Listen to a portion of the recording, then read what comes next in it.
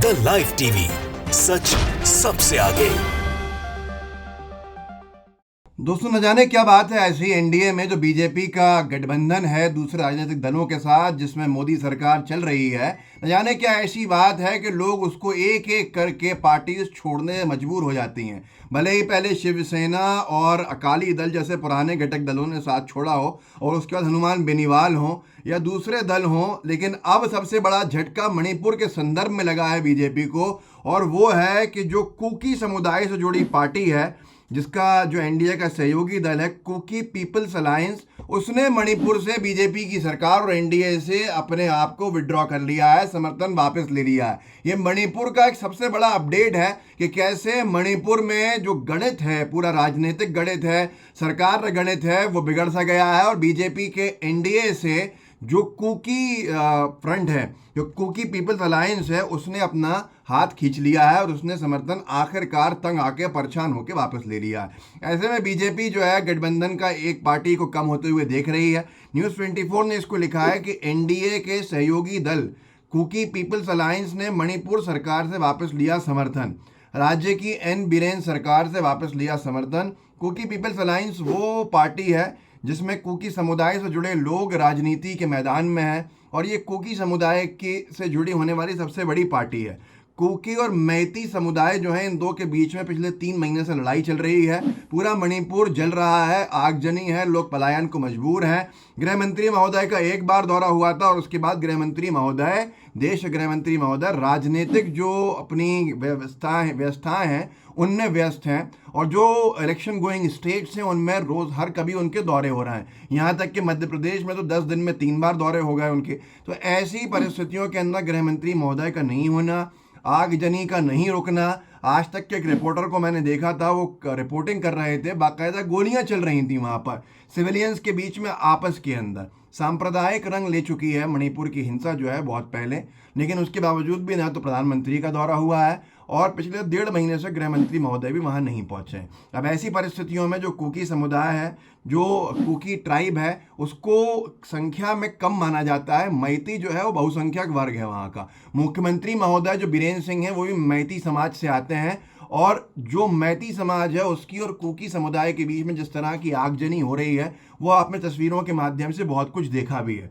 इन परिस्थितियों के अंदर कुकी पीपल्स फ्रंट का, कुकी पीपल्स अलायंस का समर्थन वापस लेना सांकेतिक रूप में बहुत बड़ी चीज़ है, क्योंकि उन्होंने सीधे तौर के ऊपर बीजेपी से अपने आप को दूर कर लिया है। और वो कुकी ट्राइब जो आज हिंसा का शिकार है वहाँ पर, और जो आम नागरिक हैं जो परेशान हो रहे हैं, उसके चलते कुकी पीपल्स अलायंस की चिट्ठी है, लेटर है, to the honourable Anusuiya Uikey, governor of Manipur, subject withdrawal of support to the N Biren Singh government of Manipur.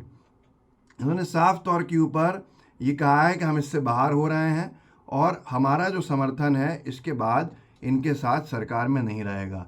जो तोंगमेंग होइकिप हैं, शायद ये विधायक भी हैं, ये अध्यक्ष हैं कुकी पीपल्स अलायंस की, उनके निशन नाम के साथ ये लिखा है। 6 अगस्त संडे की ये चिट्ठी है, मतलब कल की। और इसके बाद सुरेंद्र राजपूत जी ने जनसत्ता के एक आर्टिकल को शेयर किया है साथ में कि नरेंद्र मोदी जी के एनडीए में मची भगदड़, मणिपुर की 2 विधायक वाली कुकी पीपल्स अलायंस ने भाजपा सरकार से समर्थन वापस लिया। अब 38 नहीं 37 दल रह गए, चुनाव आते आते भाजपा अकेली रह जाएगी क्या?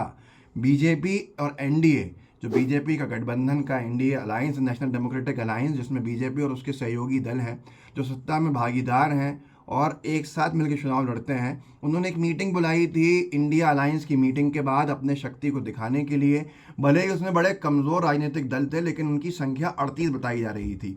बीजेपी बोझ कर रही थी कि 38 पार्टी से गठबंधन है हमारा और सबसे बड़ा गठबंधन है। लेकिन अब एक बार फिर से एक और पार्टी का बाहर निकल जाना, कुकी पीपल्स अलायंस का, तो ये गठबंधन अब 38 से 37 पे आ जाता है। वैसे भी पहले मुख्य पार्टीज जो हैं वो साथ छोड़ चुकी हैं बीजेपी का, शिवसेना बाहर हो चुकी है। उसके बाद अनैतिक तरीके से शिवसेना में 2 फाड़ कर ली हो, भले ही विधायकों को अपने साथ ले लिया हो, लेकिन जो कैडर है, वो जो पॉलिटिकल एनालिस्ट तमाम, उनका मानना है कि उद्धव ठाकरे के साथ इमोशनली कनेक्टेड है और कैडर उद्धव ठाकरे के पास ही है। ऐसे ही अजीत पवार को साथ में ले लेना, विधायकों को साथ में ले लेना, सरकार को मजबूत कर देना महाराष्ट्र में, लेकिन लोगों का मानना है कि कैडर जो है एनसीपी का, वो शरद पवार जी के साथ ही है।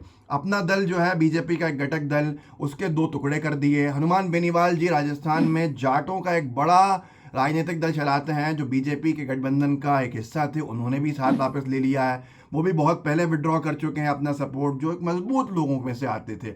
ये जिन लोगों को साथ में लेके चल रहा है वो कितने मजबूत हैं सब जानते हैं। दूसरी चीज़ ये है कि जो श्रीमोनी अकाली दल जो इनके साथ गठबंधन की सरकार चलाता रहा, जिनकी तरफ से हरसिमरत कौर बादल तमाम मंत्री भी थे केंद्र की सरकार के अंदर, मोदी सरकार में उन्होंने भी गठबंधन से अपना हाथ खींच लिया, साथ छोड़ दिया बीजेपी की सरकार का। तो ये तमाम चीज़ें एक एक करके बीजेपी का गठबंधन छोड़ने को क्यों मजबूर हो रहे हैं राजनीतिक दल? अगर इसके बारे में गोदी मीडिया बताने लगे तो बीजेपी को शायद लोग वोट देना बंद कर देंगे। मणिपुर हिंसा में अगर बीजेपी के सहयोगी ही बीजेपी का साथ नहीं दे रहे हैं तो कहीं ना कहीं बीजेपी और केंद्र में बैठी मोदी सरकार पे बहुत सारी उंगलियां उठ रही हैं। पर गोदी मीडिया का काम है, जो एक तरह से अनकंडीशनल सपोर्ट दी हुई है सरकार को बाहर से, कि वो किसी भी तरह से सरकार की नाकामियों को छिपाएं। जनसत्ता ने लिखा है मणिपुर वायलेंस, मणिपुर में जारी हिंसा के बीच बड़ा उलटफेर, बीरेन सरकार से कुकी पीपल्स अलायंस ने वापस लिया समर्थन। जानिए कब हुआ था केपीए का गठन।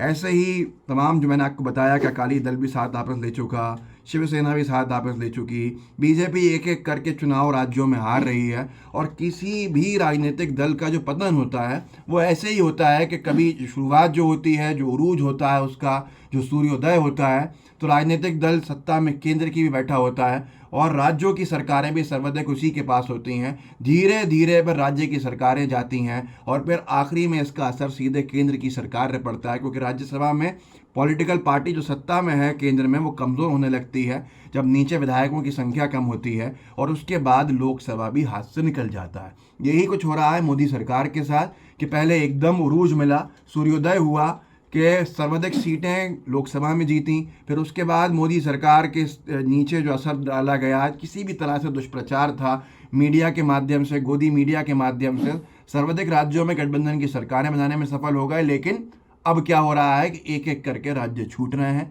राज्यों में हार का सामना बीजेपी को करना पड़ रहा है और अब धीरे धीरे बीजेपी राज्यसभा में कमज़ोर होगी। ऐसे गठबंधन से जब लोग बाहर होते रहेंगे और इसका फिर आखिरी में असर पड़ेगा लोकसभा के ऊपर, और लोकसभा के परिणाम बीजेपी के खिलाफ हो जाएंगे अगर नीचे विधायक और राज्यसभा में सांसद नहीं बचेंगे। इस वीडियो को आगे बढ़ा के एक बार याद दिला दीजिए कि मणिपुर अभी भी हिंसा में जल रहा है और बीजेपी की मोदी सरकार की चिंता और प्राथमिकता मणिपुर ना होके सीधे तौर के ऊपर मध्य प्रदेश, राजस्थान, छत्तीसगढ़ के चुनाव हैं, साथ में तेलंगाना और मिजोरम के भी।